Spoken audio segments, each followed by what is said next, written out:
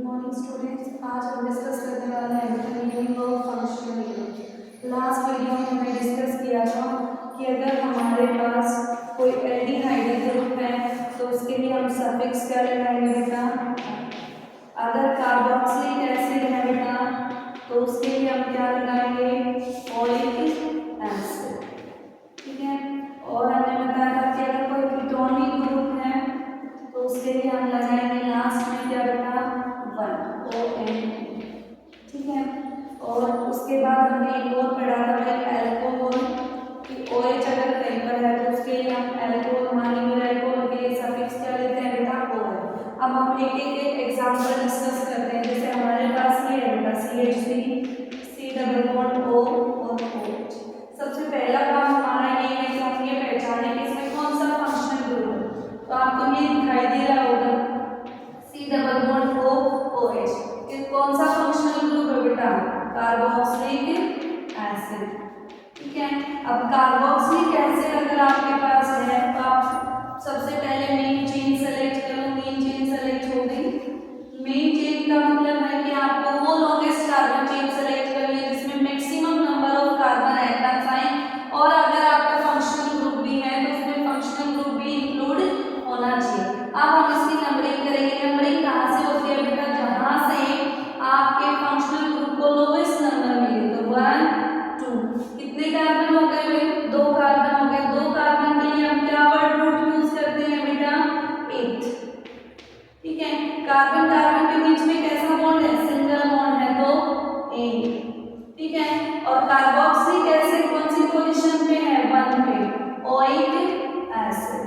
Carboxylic acid के लिए मैंने आपको बताया था कि हम क्या सफिक्स यूज करेंगे, ओइक एसिड। आपको ध्यान रखना है बेटा ई और ओ दोनों वावल्स है तो कभी भी एक साथ नहीं लिखे जाएंगे, तो हम ई को स्किप कर सकते हैं। और जो हमने फर्स्ट पोजीशन मेंशन की है, फर्स्ट पोजीशन को मेंशन करो या ना करो एक ही बात है।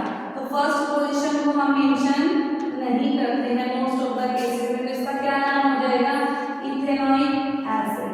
सिमिलरली एक और एग्जांपल लेते हैं बेटा, CH3 CH2 C double bond O OH। इसमें भी सबसे पहला काम यही है, फंक्शनल ग्रुप देखना। फंक्शनल ग्रुप कौन सा है इसमें, कार्बोक्सिलिक एसिड है बेटा।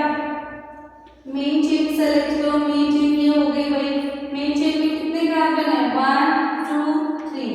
3 के लिए बेटा वर्ड रूट क्या हो जाएगा, प्रो। कार्बन कार्बन के बीच में कैसा बॉन्ड है, सिंगल बॉन्ड तो ए। ठीक है, 1 पे क्या है, ओइक एसिड। ई और ओ एक साथ आ गए तो ई को क्या कर देंगे, कैंसिल। तो रियल नेम क्या हो जाएगा इसका, प्रोपेनोइक एसिड। क्या हो जाएगा, प्रोपेनोइक एसिड। सिमिलरली अगर हम एल्डिहाइड का अगर कोई लेते हैं तो CH3 C double bond O और H। ठीक है, तो यहाँ पर कौन सा फंक्शनल ग्रुप है बेटा, एल्डिहाइड। कौन सा है, एल्डिहाइड। अब आप ध्यान से देखो यहाँ कितने कार्बन, 2 कार्बन, 1 और 2। 2 कार्बन के लिए हम कौन सा वर्ड रूट यूज करेंगे, 8। कार्बन कार्बन के बीच में कैसा बॉन्ड है, सिंगल बॉन्ड। ठीक है, और एल्डिहाइड के लिए सफिक्स क्या यूज करेंगे, तो क्या नाम हो जाएगा इसका, इथेनॉल। ठीक है, सिमिलरली ये भी हो सकता है बेटा।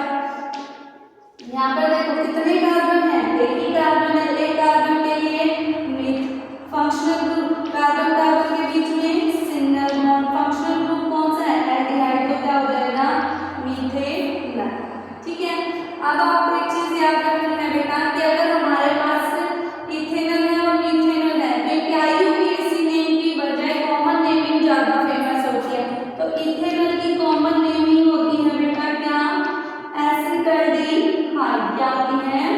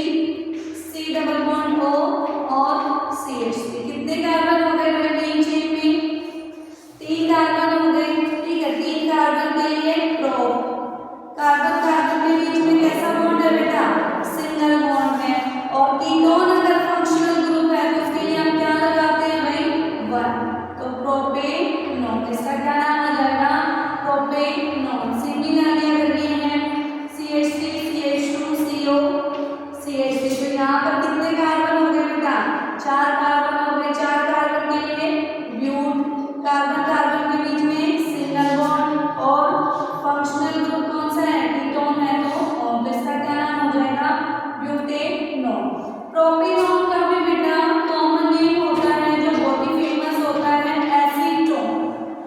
क्या होता है? एसीटोन। एसीटोन का यूज हम किसमें करते हैं भाई? नेल पेंट रिमूवर में कर सकते हैं, या फिर एसीटोन का यूज हम सैनिटाइजर वगैरह बनाने में भी कर सकते हैं बेटा। ठीक है, नेक्स्ट हमारे पास आता है बेटा एल्डिहाइड का, सॉरी अल्कोहल का functional group CH3 CH2 OH। कितने कार्बन है बेटा? 2 कार्बन है, 2 के लिए 1 कार्बन। कार्बन के बीच में कैसा bond? Single bond. Functional group कौन सा है? अल्कोहल। और कौन सी पोजीशन पे है? 1 पे, तो इथेनॉल। मान लो अगर हमारे पास ये होता बेटा CH3 CHOH और CH3, तो कितने कार्बन हो गए?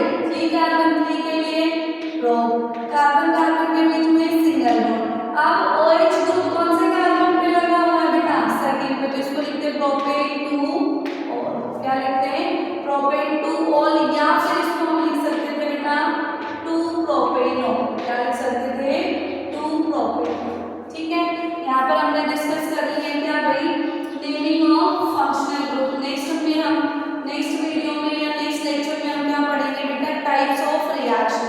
यहाँ तक आप पढ़िएगा। Thank you.